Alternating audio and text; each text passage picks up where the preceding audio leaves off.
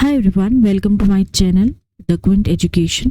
जैसे कि आप सभी जानते हैं कि अभी लोकसभा के जो इलेक्शन का रिजल्ट डिक्लेयर हुआ है, उससे काफ़ी लोगों को क्यूरियोसिटी है कि एक्चुअली में लोकसभा के जो इलेक्शंस होते हैं वो क्यों करते हैं और लोकसभा के इलेक्शन क्यों ज़रूरी होते हैं।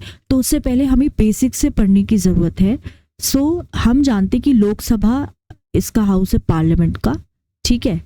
पार्लियामेंट के दो हाउस होते हैं, एक होता है लोकसभा और दूसरा होता है राज्यसभा। तो हम जानते हैं कि लोकसभा जो होता है it is the house of the people, जहाँ पे हमारे एमपी बैठते हैं, एंड राज्यसभा एमएलए यहाँ पे बैठते हैं। तो Lok Sabha is the house of the people. Supreme legislative body भी है ये हमारी पार्लियामेंट लेजिस्लेटिव ऑर्गन है यूनियन गवर्नमेंट का। And the parliament of India is it's supreme legislative body. मतलब क्या है कि जो जितने भी हमारी कंट्री में लॉज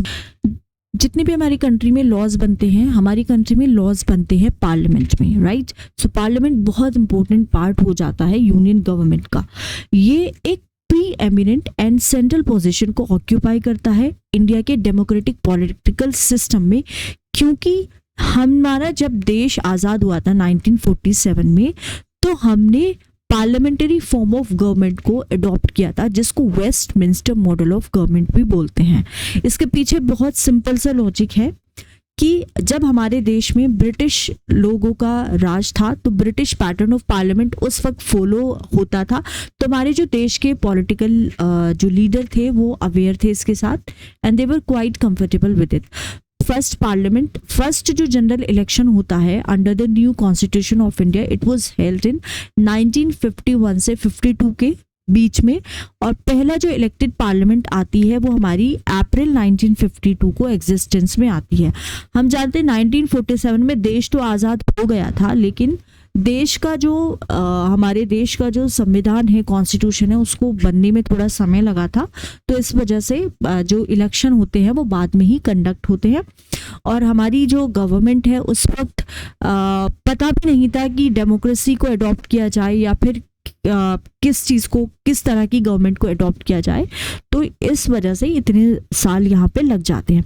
कॉन्स्टिट्यूशनल प्रोविजंस आर्टिकल 79 से 122 जो है पार्ट 5 में कॉन्स्टिट्यूशन के, वो डील करता है पार्लियामेंट के ऑर्गेनाइजेशन के साथ, कॉम्पोजिशन के साथ, ड्यूरेशन के साथ, ऑफिसर्स के साथ, प्रोसीजर्स के साथ, प्रिविलेजेस के साथ, and powers of the parliament. Frame of reference for parliament, framers जो थे इंडिया के कॉन्स्टिट्यूशन के, they basically relied on the British pattern for the parliament rather than the American pattern, and we have already discussed this that why they were comfortable with British pattern for parliament. Alright, so अब एक question आया होगा कि भाई भारत देश हमारा आज़ाद हो जाता है 1947 को, लेकिन 1947 से 1957 तक इस भारत को कौन रिप्रेजेंट कर रहा है, गवर्नमेंट को कौन एक्चुअली में रिप्रेजेंट कर रहा है, सरकार कौन चला रहा है। तो जो हमारे जो फ्रेमर्स थे हमारे कॉन्स्टिट्यूशन के, कॉन्स्टिट्यूशनल असेंबली थी हमारी, राइट, कॉन्स्टिट्यूशनल असेंबली थी। उस कॉन्स्टिट्यूशनल असेंबली में हम जानते हैं कि डायरेक्ट इलेक्शन करके तो वहाँ के मेंबर नहीं इलेक्ट हुए। तो उस कॉन्स्टिट्यूशनल असेंबली के जो मेंबर्स थे, ठीक है, तो वो यहाँ पे वो एक तरह से कॉन्स्टिट्यूशनल जो असेंबली थी that was working as a parliament basically, ठीक है। तो president is not an integral part of the legislator in the USA. However हमारे देश में अगर कानून बनना है तो बिना प्रेसिडेंट के सिग्नेचर के बिल कोई भी पास नहीं हो सकता। बात है ऑर्गन्स की, बात करते हैं पार्लियामेंट की। राज्यसभा होते हैं जिसको हम काउंसिल ऑफ स्टेट्स भी बोलते हैं। अपर हाउस होता है सेकेंड चैम्बर या फिर हाउस ऑफ एल्डर्स, और ये रिप्रेजेंट करता है स्टेट्स को, भारत के जितने भी स्टेट्स हैं उसको राज्यसभा रिप्रेजेंट कर रहा है, एंड यूनियन टेरिटरीज को of the Indian union. Rajya Sabha जो है उसको हम परमानेंट हाउस बोलते हैं पार्लियामेंट का, क्योंकि ये कभी भी फुल्ली डिसॉल्व नहीं होता है। 4th शेड्यूल है इंडिया के कॉन्स्टिट्यूशन का, वो डील करता है allocation of seats in the Rajya Sabha to the states and union territories. Composition की बात करें, मैक्सिमम स्ट्रेंथ जो है वो 250 है, 250 एमएलए यहाँ पे आ सकते हैं। 238 are representative of the states and union territories, जिनको हम इनडायरेक्टली इलेक्ट करते हैं, और जो 12 होते हैं वो नॉमिनेटेड होते हैं, उनको नॉमिनेट करता है हमारा प्रेसिडेंट। करंट स्ट्रेंथ अगर हम बात करें अपनी राज्यसभा की, इट इज 245। 229 जो मेंबर है रिप्रेजेंट करते स्टेट्स को, 4 मेंबर यूनियन टेरिटरीज को रिप्रेजेंट करते हैं, 12 जो है वो हमारे आते हैं नॉमिनेट हो गए। Election of the representative of states are elected by the member of the state legislative assemblies, right. तो जो एमएलए होते हैं member of the legislative assembly, तो जो इनके रिप्रेजेंटेटिव होते हैं स्टेट्स के, वो एमएलए उनको इलेक्ट करते हैं। Representative of each union territory in the Rajya Sabha, वो इनडायरेक्टली इलेक्टेड होते हैं by the members of an electoral college specially constituted for the purpose. 3 states की बात करें यूनियन टेरिटरीज की, दिल्ली, पुडुचेरी एंड जम्मू कश्मीर का रिप्रेजेंटेशन है राज्यसभा में, others don't have enough population, ठीक है। मेंबर्स जो नॉमिनेट होते हैं प्रेसिडेंट से are those who have special knowledge, या फिर उनका प्रैक्टिकल एक्सपीरियंस हो आर्ट में, लिटरेचर में, साइंस में एंड सोशल सर्विस में। Rational is to provide eminent persons a place in the house without going through elections. Functions की बात कर लेते हैं। So function is basically Rajya Sabha important role play करता है of reviewing and altering the laws initiated by the Lok Sabha. जो लोकसभा यहाँ पे क्या करता है, इनिशिएट करता है, ठीक है, उसको रिव्यू करने का काम किसका है, राज्यसभा का। उनको ऑल्टर करने का काम किसका है, राज्यसभा का। इनिशिएट कर सकता है लेजिस्लेशन को, and a bill is required to pass through the Rajya Sabha in order to become a law, right. Power देखते हैं स्टेट रिलेटेड मैटर्स पे Rajya Sabha provides representation to the states. Therefore कोई भी मैटर जो अफेक्ट करता है स्टेट्स को, वो राज्यसभा के साथ उसको डिस्कस करना, उसको रेफर करना इंपॉर्टेंट हो जाता है इसके कंसेंट के लिए, अप्रूवल के लिए। अगर यूनियन पार्लियामेंट विश करता है रिमूव करने के लिए या ट्रांसफर करने के लिए कोई भी मैटर स्टेट लिस्ट से, तो फिर राज्यसभा का तो अप्रूवल भी नेसेसरी हो जाता है। लोकसभा की बात करते हैं। So Lok Sabha house of the people, lower house होता है, फर्स्ट चैम्बर या फिर इसको पॉपुलर हाउस भी बोलते हैं, और ये पीपल ऑफ इंडिया को एज अ होल रिप्रेजेंट करता है, पीपल ऑफ इंडिया को एज अ होल। कॉम्पोजिशन की बात करें, मैक्सिमम स्ट्रेंथ इज 550, जिसमें से 530 members are to be representative of the states, और 20 जो है वो यूनियन टेरिटरीज से। 550 जो है, 550 सीट्स होती हैं टोटल, 550 में 530 जो है वो स्टेट्स को रिप्रेजेंट करते हैं, एंड बाकी जो हमारे बच जाते हैं 20, वो यूटी को रिप्रेजेंट करते हैं, that is union territory. Current strength of Lok Sabha is 543, जिसमें से 530 मेंबर रिप्रेजेंट करते हैं स्टेट्स और 13 मेंबर यूटी को रिप्रेजेंट करते हैं। पहले क्या होता था, प्रेसिडेंट ने नॉमिनेट किए थे 2 मेंबर्स, कहाँ से, एंग्लो इंडियन कम्युनिटी से, बट जब 95 अमेंडमेंट एक्ट आता है 2009 का, तो ये प्रोविजन वैलिड हो जाता है, वैलिड था 2022 तक ही। उसके बाद से जो एंग्लो इंडियन कम्युनिटी से जो रिप्रेजेंटेटिव को प्रेसिडेंट नॉमिनेट करता था, वो नॉमिनेट होना अब बंद हो गए हैं। इलेक्शन देखते हैं रिप्रेजेंटेटिव का। Election, representative of the state directly elected है पीपल से, टेरिटोरियल कॉन्स्टिट्यूएंसी से, स्टेट्स में कॉन्स्टिट्यूएंसी में स्टेट डिवाइड हो जाता है, वहां से एमपी को चुना जाता है। So by the union territories, direct election to the House of the People Act 1965 आया था। Member of लोक सभा from the union territories, they are chosen by direct election। Function क्या है, मोस्ट इंपॉर्टेंट फंक्शन अगर हम देखें लोकसभा का, तो एग्जीक्यूटिव को सिलेक्ट करना। एग्जीक्यूटिव कौन होते हैं, ग्रुप ऑफ पर्सन होते हैं जो एक साथ काम करते हैं लॉज को इम्प्लीमेंट करने के लिए। जो लॉज कौन बनाता है, पार्लियामेंट को। तो बेसिकली इनका काम क्या होता है, इनका काम होता है जो पार्लियामेंट लॉज बनाता है उसको इम्प्लीमेंटेशन करना, राइट, इम्प्लीमेंटेशन उनका करना। So executive is often what we have in mind when we use the term government, ठीक है। एग्जीक्यूटिव कौन होता है, गवर्नमेंट ही हमारी एग्जीक्यूटिव होती है। पावर्स देखते हैं, डिसीजन इन जॉइंट सिटिंग, कोई भी ऑर्डिनरी लॉ है needs to be pass by both the houses. However अगर यहाँ पे डिफरेंस होता है ओपिनियन का between the 2 houses, final decision कैसे होता है, जॉइंट सेशन होता है दोनों हाउसेस का, दोनों हाउस आपस में बैठते हैं, फिर फिर जाके डिस्कशन होता है और फिर फाइनल डिसीजन होता है। लार्जर स्ट्रेंथ की वजह से जो लोकसभा का व्यू है is likely to prevail in such a meeting. So power क्या होती है मनी मैटर्स में, लोकसभा एक्सरसाइज करती है मोर पावर्स इन मनी मैटर्स जब लोकसभा पास करती है बजट ऑफ द गवर्नमेंट या फिर कोई भी दूसरा लॉ जो मनी से रिलेटेड है, तो राज्यसभा उसको भाई रिजेक्ट नहीं कर सकती। राज्यसभा इसको सिर्फ 14 डेज के लिए डिले करती है या फिर इसमें कुछ चेंजेस को सजेस्ट कर सकती है। However the former may or may not accept these changes. Power over council of ministers, Lok Sabha control करती है काउंसिल ऑफ मिनिस्टर्स को।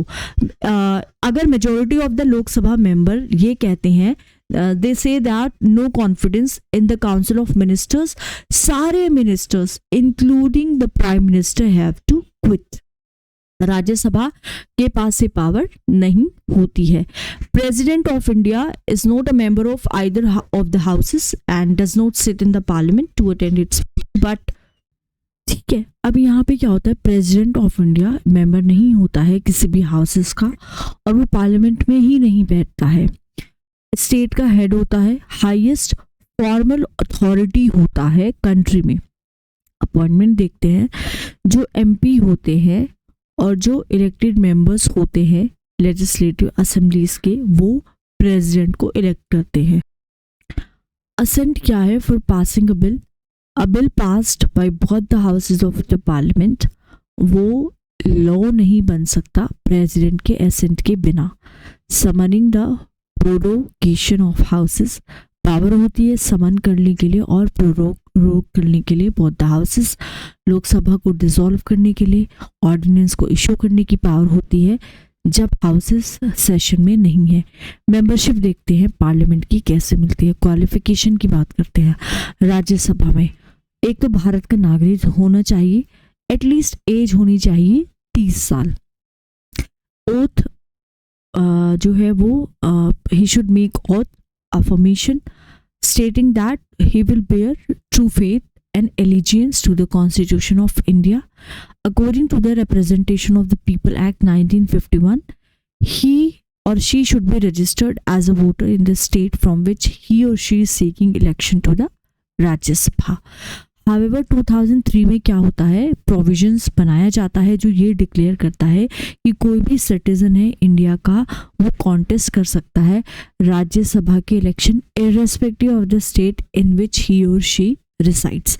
लोकसभा की जो एज है वो है 25 साल से कम नहीं होनी चाहिए। अफर्मेशन को डिक्लेयर करना है या ओथ को, that he or she has true faith and allegiance in the constitution and that he or she will uphold the sovereignty and integrity of the India. So he or she must possess such other qualification as may laid down by the parliament by law and must be registered as voter in any constituency in India. Person जो contest कर रहा है reserve seat से, उसको या तो वो schedule caste को बिलोंग करना चाहिए या फिर शेड्यूल ट्राइब्स को। एज द केस में भी डिस्क्वालिफिकेशन कब हो जाती है, कॉन्स्टिट्यूशनल ग्राउंड पे। अगर वो कोई भी ऑफिस होल्ड कर रहा है of profit under the union or state government except that of a minister or any other office exempted by the parliament. Okay, if he or she is of unsound mind and stands so declared by a court, undischarged है, undischarged insolvent है, he or she is not anymore citizen नहीं है India का, disqualified है under any law made by the parliament। statutory ground देखते हैं representation of people act के तहत। अगर उसको कुछ इलेक्शन में कुछ ऑफेंसेस करता है, उसका गिल्टी उसको पाया जाता है, इलेक्शंस में करप्ट प्रैक्टिसेस करता है, कन्विक्टेड फॉर एनी ऑफेंस जिसकी वजह से उसको 2 या 2 से ज़्यादा साल की जेल हो जाती है, has been dismissed from government services for corruption और डिसलॉयल्टी टू द स्टेट, उसको कन्विक्ट किया गया है एनमिटी को प्रमोट करने के लिए बिटवीन डिफरेंट ग्रुप्स और the offence of bribery, punished for preaching and practicing social crimes such as untouchability, dowry and sati। देखिए ये जो बातें हैं वो जो भी इसमें लिखी है, ये जो डिस्क्वालिफिकेशन कैसे होता है, ठीक है, कॉन्स्टिट्यूशनल ग्राउंड पे क्या क्या होता है। हमारे कॉन्स्टिट्यूशन ने बिल्कुल बहुत अच्छे से इसको डिस्क्राइब कर दिया है, but we all know that what is happening in politics. आप मुझे कमेंट सेक्शन में बताइए कि वाकई आज का जो नेता है वो इन सब चीज़ों को, वाकई कॉन्स्टिट्यूशन को सुप्रीम मान रहा है, इन सब चीज़ों को वो प्रैक्टिस कर रही है, जो देश का माहौल आजकल हो चुका है। टेन्योर देखते हैं राज्यसभा का। हर एक जो मेंबर है राज्यसभा का एंजॉय करता है सेफ्टी टेन्योर 6 इयर्स का। 1/3 ऑफ इट्स मेंबर रिटायर होते हैं हर 2 साल के बाद राज्यसभा के, so they are entitled to contest again for the membership. Lok Sabha की अगर हम बात करें तो 5 साल के लिए चुना जाता है, बट जो प्रेसिडेंट है काउंसिल ऑफ मिनिस्टर्स की एडवाइस के साथ वो इसकी जो एक्सपायरी है वो 5 साल से पहले वो डिसॉल्व कर सकता है। अगर कोई नेशनल इमरजेंसी आ जाती है सो ये एक्सटेंड हो सकता है 1 साल के लिए और, but it will not exceed 6 months after the emergency is over. Officials की बात करें, राज्यसभा वाइस प्रेसिडेंट है हमारे इंडिया के, एक्स ऑफिशियो चेयरमैन है राज्यसभा के, प्रिसाइड्स ओवर करते हैं मीटिंग्स राज्यसभा की। उनके एब्सेंस में यहाँ पे वाइस प्रेसिडेंट के डिप्यूटी चेयरमैन होते हैं जो इलेक्टेड होते हैं bye its member from amongst themselves. वो मीटिंग को प्रिसाइड्स ओवर करते हैं। लोकसभा में बात करें, प्रिसाइडिंग ऑफिसर होता है लोकसभा का, जिसको हम स्पीकर बोलते हैं। अगर स्पीकर रिमेन होता है, if she remains the speaker even after Lok Sabha is dissolved till the next house election, new speaker in her or his place. Speaker की एब्सेंस में डिप्यूटी स्पीकर होते हैं जो मीटिंग को प्रिसाइड ओवर करते हैं। पावर फंक्शन देखते, पार्लियामेंट का लेजिस्लेटिव फंक्शन हो जाता है पहले तो। पावर जो है पार्लियामेंट का ये है कि पार्लियामेंट लॉज बना सकती है जो यूनियन लिस्ट में हमारे सब्जेक्ट हैं, और स्टेट लेजिस्लेचर्स के साथ parliament is empowered to make laws on the concurrent list also. State legislatures पे भी, कंकरेंट लिस्ट पे भी। In a subject not mentioned in any list, residuary power vested होती है पार्लियामेंट के साथ। फाइनेंशियल फंक्शन, कस्टोडियन है पब्लिक मनी का। गवर्नमेंट नाइदर इम्पोज कर सकती है कोई भी टैक्स पब्लिक पे, ना स्पेंड कर सकती मनी पार्लियामेंट के अप्रूवल के बिना। बजट भी पार्लियामेंट ही अप्रूव करता है हर साल।